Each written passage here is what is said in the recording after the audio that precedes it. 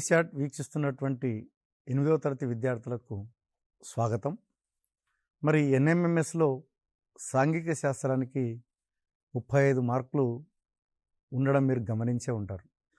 మరి ఎక్కువ మార్కులు సాధించాలంటే మొత్తం పాఠ్యాంశాల మీద మరి అవగాహన పెంపొందించుకోవడం చాలా అవసరం.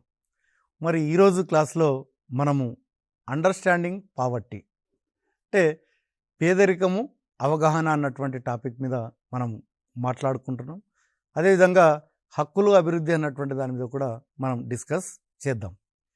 మరి ముఖ్యంగా మనం చూసినట్లయితే ఈ పేదరికము అన్నటువంటిది మరి ఎలా వస్తుంది అనంటే సింపుల్గా చెప్పాలంటే రెగ్యులర్గా పని దొరకకపోతే వాళ్ళు పేదరికంలోకి వెళ్ళిపోవడానికి అవకాశం ఉంటుంది.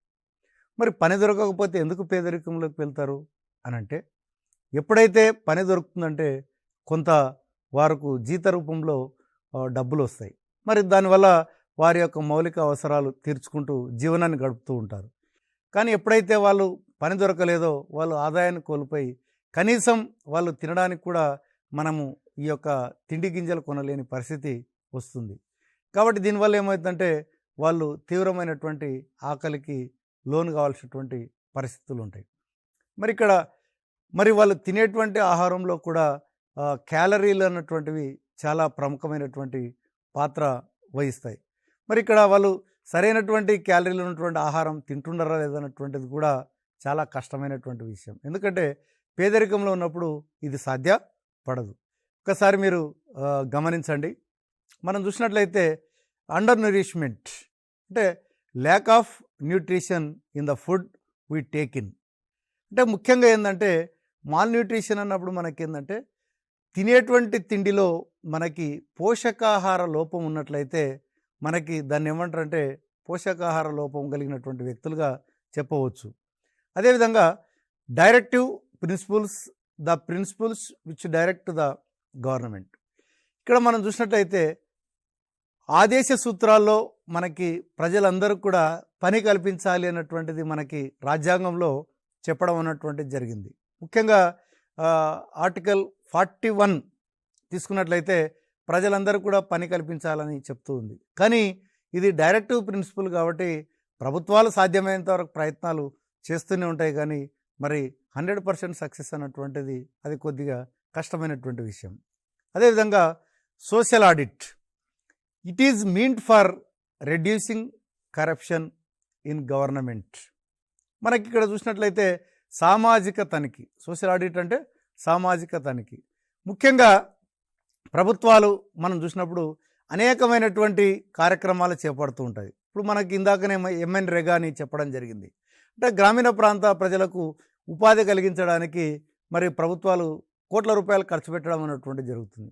మరి ఇవి మిస్యూజ్ కాకుండా మరి సమాజంలో ఉన్నటువంటి సభ్యులు అదేవిధంగా బయట వ్యక్తులు వచ్చి తనిఖీ చేయడం వల్ల ఏంటంటే కొంతవరకు ఈ యొక్క కరప్షన్ అంటే మనకి అవినీతిని తగ్గించడానికి అవకాశం ఉంది. కాబట్టి సోషల్ ఆడిట్ అనేటువంటిది అన్ని డిపార్ట్మెంట్లలో జరగాలన్నటువంటిది ప్రజలు కోరుకునేటువంటి అంశం. అదేవిధంగా మనకి ఇప్పుడు పేదరికము అదేవిధంగా వీళ్ళు పేదలు అని చెప్తున్నారు. మరి దీనికి క్రైటీరియా ఏంది అంటే పారామీటర్స్ ఏమున్నాయి అని మనం చూసినట్టయితే it is a survey that takes in to account the families income. అంటే మనకి ఇక్కడ ఏంది వీళ్ళు పేదరికంలో ఉన్నారన్న దానికి ఆధారం ఏంటంటే ఆ కుటుంబం యొక్క ఆదాయము, అదేవిధంగా means of livelihood, numbers of meals per day, clothing, migration, డెప్ట్ మొదలగునవి to decide whether the household is a poor household. కాబట్టి ఇక్కడ మనకేందంటే కొన్ని పారామీటర్స్ తీసుకొని వీళ్ళు ఈ యొక్క దారిద్ర్య రేఖకు దిగువన ఉన్నటువంటి వాళ్ళు అని నిర్ణయించడానికి ప్రభుత్వం కొన్ని పారామీటర్స్ పెట్టడం జరిగింది. దాంట్లో కుటుంబ ఆదాయము, అదేవిధంగా వారి యొక్క జీవన పరిస్థితులు, అదేవిధంగా ప్రతిరోజు వారు ఎన్ని పూటల భోంచేస్తున్నారు, అదేవిధంగా వాళ్ళు ధరించేటువంటి దుస్తులు ఎలా ఉన్నాయి, వీళ్ళు ఎక్కడికెక్కడికి వలస వెళ్తున్నారు, అదేవిధంగా వీళ్ళకు ఉన్నటువంటి అప్పులు ఏమిటి, ఇవన్నీ కూడా ఆధారంగా చేసుకొని ఆ కుటుంబం ఇది ఈ యొక్క బిలో పావర్టీ లైన్ ఉందా అన్నటువంటిది, అంటే దారిద్ర్య రేఖకు దిగువన ఉన్నారా అన్నటువంటిది నిర్ణయించడం అన్నటువంటిది జరుగుతుంది. Public distribution system. The system of ration shops distributing food grains and other essential items is known as the public distribution system. దీన్నే మనం ప్రజా పంపిణీ వ్యవస్థ అని అంటారు. అదే ఊర్లో అయితే రేషన్ షాప్ అని పిలుస్తూ ఉంటారు. కాబట్టి ఈ పబ్లిక్ డిస్ట్రిబ్యూషన్ సిస్టంలో ఏంటంటే ప్రజా పంపిణీ వ్యవస్థలో ప్రభుత్వాలు ప్రజలకు కావలసినటువంటి కనీస నిత్యావసర వస్తువులు తక్కువ ధరకు ఈ యొక్క రేషన్ షాపుల్లో అందుబాటులో ఉంచి ప్రజలకు అందించేటువంటి ప్రయత్నం జరుగుతూ ఉంటుంది. In the urban areas the person have food that is deficient in calories. మనకి చూసినట్లయితే మనకి శక్తిని దేనిలో కొలుస్తారంటే క్యాలరీస్లో కొలుస్తారు. దీంట్లో ఏది కరెక్ట్ అని మనం చూసినట్టయితే అర్బన్ ఏరియాలో ప్రతి 5 మందిలో మనం తీసుకున్నట్లయితే 4 ఈ యొక్క ఏది దీంతో బాధపడుతూ ఉన్నారు, ఏది ఫుడ్ డెఫిషియన్సీతో. అదేవిధంగా అదే గ్రామీణ ప్రాంతాల్లో అయితే ప్రతి 5 మందిలో 3 బాధపడుతూ ఉండడం అన్నటువంటిది జరుగుతుంది. కాబట్టి ఇది మనకి బిట్లు అడగడానికి అవకాశం ఉంది. Next, which article in Indian constitution deals with right to life. జీవించే హక్కుని కల్పించినటువంటి రాజ్యాంగ అధికరణ ఏదంటే మనం చూసినట్లయితే అధికరణ 21 అన్నటువంటిది మనకేం చెప్తుందంటే జీవించేటువంటి హక్కు కల్పించింది. కాబట్టి ఇక్కడ మనకి ఆర్టికల్ 21 అన్నటువంటిది కరెక్ట్ ఆన్సర్గా చెప్పవచ్చు. అట్లాగే మనకి ఆర్టికల్ 41 ఈ యొక్క డైరెక్టివ్ ప్రిన్సిపల్స్లో ఉన్నటువంటి ప్రజలకు పని కల్పించాల్సినటువంటి ఆవశ్యకత గురించి చెప్తుంది. 32, 24 ఇవన్నీ కూడా ప్రాథమిక హక్కులకు సంబంధించినటువంటి articles. Energy measured with this units: kgs, turns, calories, quintals. కాబట్టి ఇక్కడ మనకి తీసుకున్నటువంటి ఆహారంలో ఎంత శక్తిని అందిస్తుంది అన్నటువంటిది మనకి దేంట్లో కొలుస్తారంటే క్యాలరీలలో కొలవడం అన్నటువంటిది జరుగుతుంది. కాబట్టి కేజీస్ కాదు, టన్స్ కాదు, క్వింటాల్స్ ఇవన్నీ కూడా వస్తువులను తూకం వేయడానికి ఉపయోగించేటువంటి మెజర్స్ అన్నట్టు. Those who have this card grains available at లో ప్రైసెస్. ఎవరికైతే మరి ఈ కార్డు ఉంటే వాళ్ళకి తక్కువ రేటుకే వస్తువులు దొరుకుతాయి, అంటే గింజలు, తిండి గింజలు దొరకడం అన్నటువంటిది జరుగుతుంది. Aadhaar card, pink card, Antyodaya card, అదేవిధంగా వైట్ కార్డ్. మనకు చూసినట్టయితే ఏంటంటే ఈ యొక్క చూసినట్టయితే అంత్యోదయ కార్డు అన్నటువంటిది, అదేవిధంగా మన దగ్గర మన స్టేట్లో తీసుకున్నట్లయితే వైట్ కార్డు ఉన్నటువంటి వాళ్ళకి మనకి ప్రభుత్వాలు తక్కువ రేటుకే వీటిని అందించడం అన్నటువంటిది జరుగుతుంది. How many types of cards issued by the government on the basis of BPL. BPL means below poverty line. అంటే ఇక్కడ మనం ఏంది దారిద్ర్య రేఖకు దిగువన ఉన్నటువంటి వాళ్ళకి మరి ఎన్ని రకాలైనటువంటి కార్డ్స్ ఇస్తున్నారు ప్రభుత్వాలంటే 4, 8, 6 లేకుంటే 3 అన్నటువంటిది చూసినట్లయితే 3 రకాలైనటువంటి కార్డ్స్ ఇవ్వడం అన్నటువంటిది జరుగుతుంది. ముఖ్యంగా అంత్యోదయ కార్డు, అదేవిధంగా మనకి వైట్ కార్డు మన తెలంగాణ స్టేట్లో, అదేవిధంగా అన్నపూర్ణ పథకం కింద అన్నపూర్ణ పథకం కార్డు అన్నటువంటిది ఒక 3 రకాలైనటువంటి కార్డులు ప్రజలకు ఇవ్వడం అన్నటువంటిది జరుగుతుంది. ఇక్కడ మన రాష్ట్రంలో మనం చూసినట్టయితే మనకి వైట్ కార్డు ఉన్నటువంటి హోల్డర్స్కి ప్రభుత్వం 1 రూపీకే మనకి కిలో బియ్యం ఇవ్వడం అన్నటువంటిది జరుగుతుంది మన స్టేట్లో. కాబట్టి దీనివల్ల ఏమైందంటే కుటుంబంలో కొంతవరకు మనకి ఏంటంటే జీవనం గడవడానికి ప్రభుత్వాలు ఇస్తున్నాయి. ఈ అన్నపూర్ణ కార్డు ఉన్నటువంటి వారికి ప్రభుత్వం ఉచితంగా 10 కిలోల బియ్యం ఇవ్వడం అన్నటువంటిది జరుగుతుంది. అదేవిధంగా అంత్యోదయ కార్డు ఉన్న వాళ్ళకి మనకు 35 కిలోలు ఇవ్వడం అన్నటువంటిది జరుగుతుంది.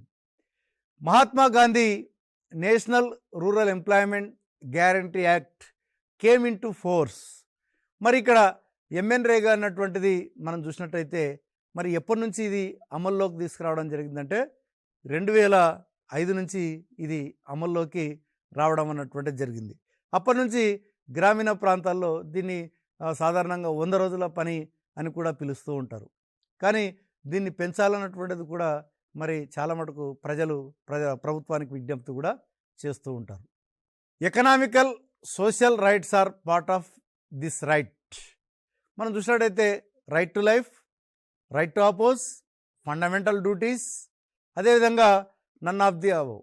మనకి రైట్ టు లైఫ్ మనకు చూసినట్టయితే ఏంటంటే ఇవి economical and social rights are part of this. అంటే ఏంటంటే మనము జీవించాలి అంటే అప్పుడు మనకి ఏంటంటే గౌరవంగా జీవించాలి, అదేవిధంగా కనీసం మన అవసరాలు తీర్చుకుంటూ జీవించాలి. కాబట్టి economical and social rights are part of the right to life. So identify the correct statement. Right to life article 21, right to work article 41. So these are the two statements. So first statement is correct, second statement is correct, both 1 and 2 statements are correct, none of the above. So these two statements are correct. So answer is both 1 and 2 statements are correct. So మూడవది మనం ఆన్సర్గా చెప్పవచ్చు, ఎందుకంటే right to life 21 article కరెక్టే, అదేవిధంగా right to work article 41 కూడా కరెక్టే. కాబట్టి ఇక్కడ both are correct statements. Right approach to development, హక్కులు అభివృద్ధి మరి ఏ రకంగా ఉంది అన్నటువంటిది కూడా మనం గమనిద్దాం. ముఖ్యంగా మనం చూసినట్టయితే మనకు తెలుసు మన రాజ్యాంగం మనకి ప్రాథమిక హక్కులు ఇవ్వడం అన్నటువంటిది జరిగింది. అదేవిధంగా ప్రజలకు విశ్వవ్యాప్తంగా కూడా కొన్ని మానవ హక్కులు కూడా ఉన్నాయి. వీటిని హ్యూమన్ రైట్స్ అని పిలుస్తూ ఉంటారు. all human beings irrespective of who they are, their caste, gender, religion, country, etc., whether they are law abiding or criminals, have certain basic rights which cannot be denied to them. మన ఇక్కడ మానవ హక్కులకు సంబంధించి మనం తీసుకున్నట్లయితే ఇక్కడ కులంతో సంబంధం లేదు, అదేవిధంగా జెండర్తో సంబంధం లేదు, మతంతో సంబంధం లేదు, దేశాలతో సంబంధం లేదు. వాడు క్రిమినలా, అతడు చట్టాన్ని ఉల్లంఘిస్తున్నాడా అనేది సంబంధం లేకుండానే ఇవి ప్రతి ఒక్కరికి కూడా rights which cannot be denied to them. మనం వీటిని ఉల్లంఘించడానికి అంటే వీటిని నెగ్లెక్ట్ చేయడానికి వీలు లేనివే మనకి ఈ యొక్క హ్యూమన్ రైట్స్ అన్నట్టు. Right to education, it is a law. It declares that all children of age 6 to 14 years have the right to free education. ఇప్పుడు ఇందాకనే మనం అనుకున్నాం రైట్ టు ఎడ్యుకేషన్ యాక్ట్ 2009 తేవడం అన్నటువంటిది జరిగింది. దీనివల్ల ఏంటంటే 6 నుంచి 14 సంవత్సరాల్లో పిల్లలు ప్రతి ఒక్కరు కూడా ఉచితంగా విద్యను పొందేటువంటి హక్కు మనకి రాజ్యాంగం కల్పించడం అన్నటువంటిది జరిగింది. అదేవిధంగా మనకి ఏంటంటే RTI, right to information. Right to information law prescribes that any individual can get documents like government orders, reports, log books, rules and regulations, attendance list, letters etcetera. అంటే మనము ఈ యొక్క సమాచార హక్కు చట్టం కింద మనం ఎవరైనా సరే, ఏ వ్యక్తి అయినా సరే మరి ప్రభుత్వాల నుంచి వాళ్ళకు కావాల్సినటువంటి సమాచారాన్ని పొందేటువంటి హక్కు ప్రజలకు రాజ్యాంగం ఇవ్వడం జరిగింది. మరి దీంట్లో మనం చూసినట్లయితే గవర్నమెంట్ ఇష్యూ చేసినటువంటి జీవోలు కానివచ్చు, గవర్నమెంట్ రిలీజ్ చేసినటువంటి రిపోర్ట్స్ కావచ్చు, అదేవిధంగా లాగ్ బుక్స్ కావచ్చు, అదేవిధంగా రూల్స్ అండ్ రెగ్యులేషన్స్, మరి అటెండెన్స్ లిస్ట్ కానీ లెటర్స్ ఏవైనా సరే వాళ్ళు ఈ యొక్క రైట్ టు ఇన్ఫర్మేషన్ కింద మరి ఏ వ్యక్తి అయినా సరే ప్రభుత్వం నుంచి సమాచారాన్ని పొందేటువంటి హక్కు మనకు రాజ్యాంగం కల్పించడం అన్నటువంటిది జరిగింది. మనకి UNO means united nation organisation was formed in the year. UNO ఎప్పుడు స్థాపించబడిందంటే మనకేందంటే 1945లో స్థాపించడం అనేటువంటిది జరిగింది. ఎందుకంటే ఇది రెండవ ప్రపంచ యుద్ధం జరిగిన తర్వాత మరి నానాజాతి సమితి విఫలమైంది కాబట్టి మరి ప్రపంచవ్యాప్తంగా శాంతి స్థాపన ఉద్దేశంతో ఈ యొక్క ఐక్యరాజ్య సమితిని స్థాపించడం అన్నటువంటిది జరిగింది. పావర్టీ మీన్స్ ఇక్కడ మనకి పేదరికం అనగా resources like land for livelihood are lack of education, lack of sufficient employment, not influenced activities and policies of government, lack of health services, education, food. ఇప్పుడు మనం ఇక్కడ చూసినట్టయితే resources like land for livelihood are lack of education, ఇదొకటి. Lack of sufficient employment, not influenced activities and policies of government. అంటే వీళ్ళు ఈ పేద ప్రజలంతా కూడా ఏంటంటే ప్రభుత్వాలు చేసేటువంటి కార్యక్రమాలను కావచ్చు, అదేవిధంగా తీసుకునేటువంటి విధాన నిర్ణయాలను కావచ్చు వీళ్ళు ప్రభావితం చేయలేరు. అట్లాగే lakh of health services, education, food, వాళ్ళకి సరైనటువంటి ఆరోగ్యం ఉండదు, అదేవిధంగా ఎడ్యుకేషన్ ఉండదు, ఫుడ్ ఉండదు. కాబట్టి ఇవన్నిటిని బేస్ చేసుకుంటే మనం చూసినట్టయితే ఏంటంటే ఆల్ ద అబౌవ్ ట్రూ, అన్నీ కూడా పైన చెప్పినటువంటి అన్ని స్టేట్మెంట్లు కూడా మనకి ఈ యొక్క పావర్టీ కింద తీసుకోవడం జరుగుతుంది. ఎందుకంటే ల్యాక్ ఆఫ్ సఫిషియంట్ ఎంప్లాయ్మెంట్, ఎందుకంటే లేవు, ఉద్యోగాల కొరత అన్నటువంటిది మనకు కనిపిస్తుంది. కాబట్టి మనకి 4 కూడా కరెక్ట్ స్టేట్మెంట్లే. కాబట్టి ఆల్ ద అబౌవ్ ట్రూ. మనం తీసుకున్నట్లయితే ఏదంటే MKSS, Mazdoor Kisan Shakti Sangathan, formed in the state. ఇది మరి ఈ యొక్క మజ్దూర్ కిసాన్ శక్తి సంఘటన అన్నటువంటిది ఏ రాష్ట్రానికి చెందినటువంటి స్వచ్ఛంద సంస్థ అని మనం చూసినట్లయితే ఇది రాజస్థాన్ రాష్ట్రానికి చెందినటువంటి స్వచ్ఛంద సంస్థ. మనకి the members of MKSS asked for information about this scheme. వాళ్ళు దేని గురించి రైట్ ఇన్ఫర్మేషన్ కింద అడిగారు? ఎస్జిఎస్వైయా, అదేవిధంగా ఐఏవైయా, అదేవిధంగా పావర్టీ ఎరాడికేటింగ్ స్కీమ్సా, ఫుడ్ ఫర్ వర్కా? వీళ్ళు యాక్చువల్గా అడిగింది ఏంటంటే ఫుడ్ ఫర్ వర్క్ స్కీమ్ కింద వీళ్ళు అడగడం జరిగింది. ఎందుకు అడిగారు అంటే అక్కడ చేసేటువంటి పనిలో ఎక్కడ కూడా పారదర్శకత అన్నటువంటిది కనిపించలేదు. కాబట్టి వాళ్ళకు అనుమానం వచ్చి వాళ్ళు ఏం చేసినారంటే ఈ యొక్క రైట్ టు ఇన్ఫర్మేషన్ యాక్ట్ కింద వాళ్ళు ఈ యొక్క ఏమంటారు పనికి ఆహార పథకంలో మరి ఎన్ని రోజులు పని కల్పించడం జరిగింది, ఎంత ఖర్చు పెట్టడం జరిగింది అన్నటువంటిది వాళ్ళు వివరాలతో కూడినటువంటి విషయం అడగడం జరిగింది.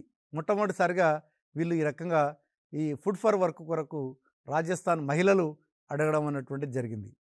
అదేవిధంగా in which year the act of right to information was formed in the national level అని మనం చూసినట్టయితే ఇది మనకి 2004, 2005, 2006, 2008. ఇది కూడా మనం ఇందాక అనుకున్నాం 2005లో మనకి రైట్ టు ఇన్ఫర్మేషన్ అన్నటువంటిది ఫామ్ చేయడం జరిగింది. అదేవిధంగా జాన్ సున్వి మీన్స్ మనం తీసుకున్నట్టయితే ఏంటంటే primary enquiry, primary membership, public enquiry, అదేవిధంగా పబ్లిక్ అవేర్నెస్. దీంట్లో మనం చూసినట్టయితే దీనికి ఆన్సర్ ఏంటంటే జాన్ సున్వి మీన్స్ అంటే ఏంటంటే పబ్లిక్ ఎంక్వైరీ అంటే ఏంది మనకి ప్రజా విచారణ.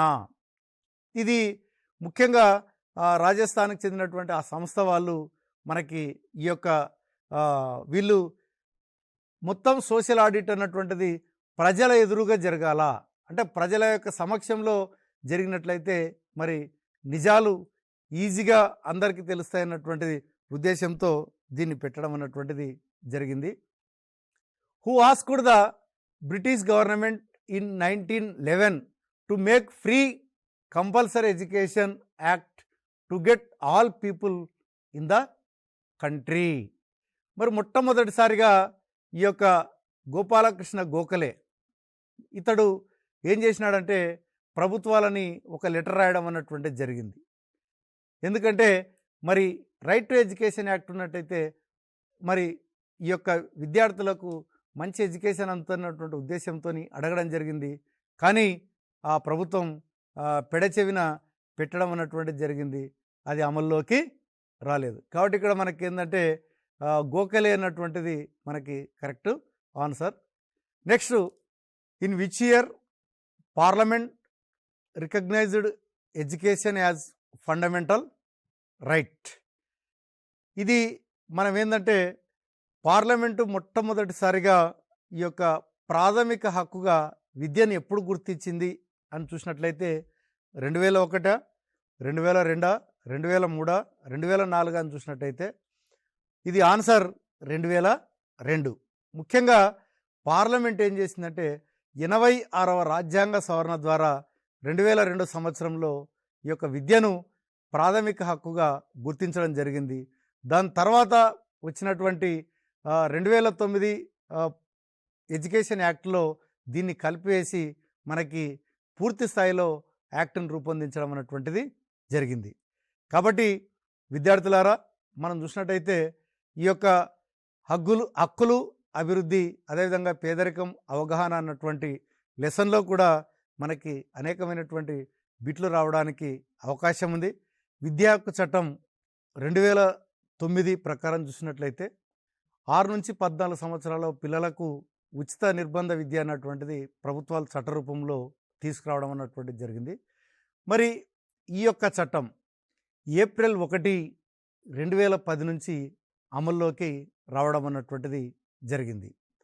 మరి ఈ చట్టంలో ఉన్నటువంటి ముఖ్యాంశాలు మనం గమనించినట్లయితే ఖచ్చితంగా 6 నుంచి 14 సంవత్సరాల్లో పిల్లల్ని ఎటువంటి విద్యార్హతలు లేకపోయినా కూడా ఆ ఏజ్కి తగ్గ తరగతిలో చేర్చుకోవాలన్నటువంటిది మనం చెప్పాలి.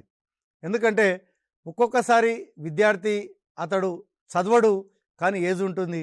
ఆ ఏజ్కి తగ్గ తరగతిలో చేర్చి అతనికి కావలసినటువంటి సామర్థ్యాలను అందించి మళ్ళీ ఆ తరగతిలోనే కొనసాగేటట్లు చూడాలి.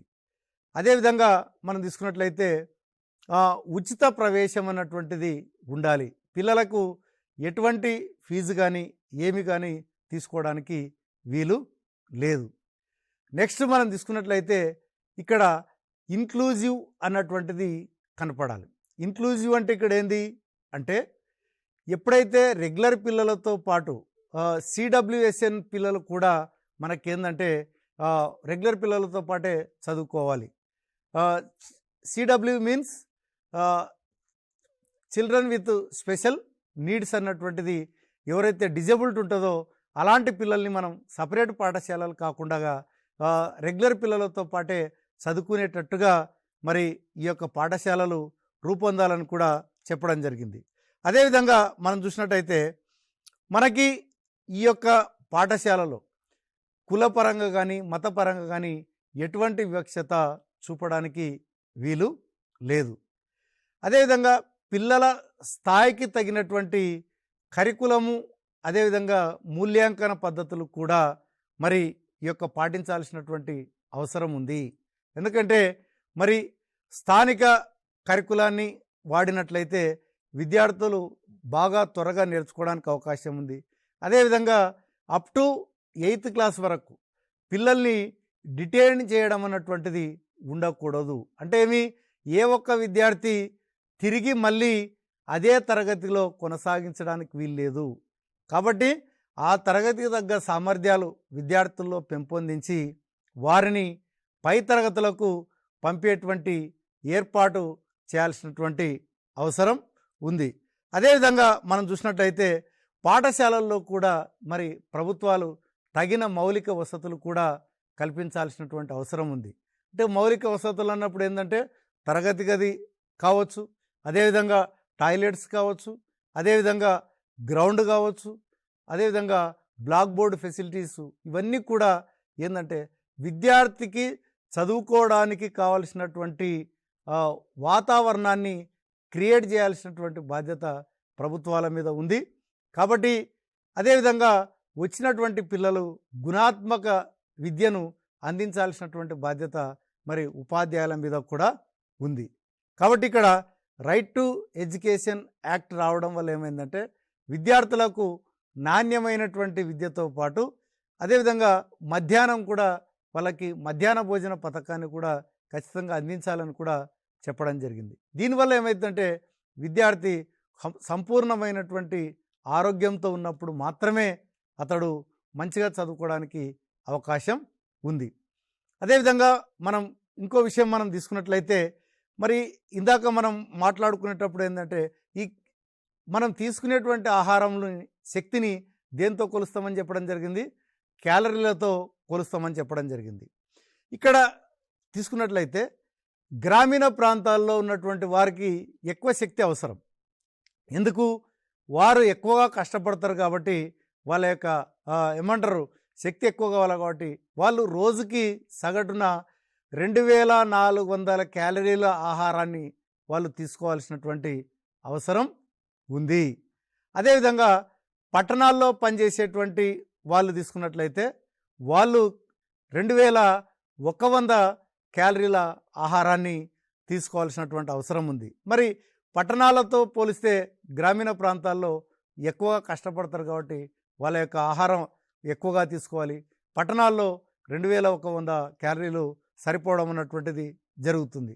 కాబట్టి ఇక్కడ మనకి ఈ క్యాలరీస్ అన్నటువంటివి కూడా మనం తీసుకున్నట్లయితే మనకి ఒక వ్యక్తి ఆరోగ్యంగా ఉన్నాడా లేదా అన్నటువంటిది కూడా బాడీ మాస్ ఇండెక్స్ మనం చూసినట్లయితే BMI అన్నటువంటి దానితోని కొలవడం అన్నటువంటిది జరుగుతుంది. కాబట్టి అప్పుడప్పుడు పాఠశాలలో కూడా ఏంటంటే ఈ యొక్క బాడీ మాస్ ఇండెక్స్ పిల్లలకు కొలవడం ద్వారా వారిలో పోషకాహార లోపం ఉందా లేదా అన్నటువంటిది కూడా మరి మనం ఈ యొక్క గమనించడానికి అవకాశం ఉంది.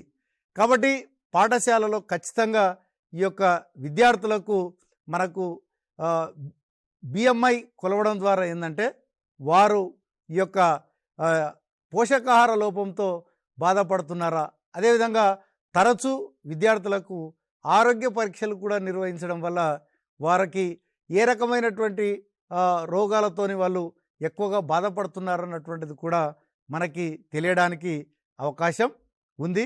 కాబట్టి ఇప్పుడు మనకిచ్చినటువంటి ప్రోగ్రెస్ కార్డులో కూడా ఈ యొక్క BMI అన్నటువంటిది కూడా ఉంటుంది.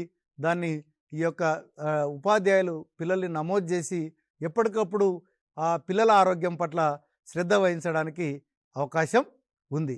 కాబట్టి విద్యార్థులారా ఈ విషయాలన్నింటినీ కూడా మీరు మరొకసారి ఈ యొక్క వీడియోలను చూసి ఈ యొక్క చెప్పినటువంటి అంశాలను నోట్ చేసుకొని మరి మంచి మార్కులు NMMSలో సాధించాలని కోరుకుంటూ మరొక టాపిక్తో మళ్ళీ మీ ముందుకు వస్తాను. అంతవరకు సెలవు. నమస్కారం.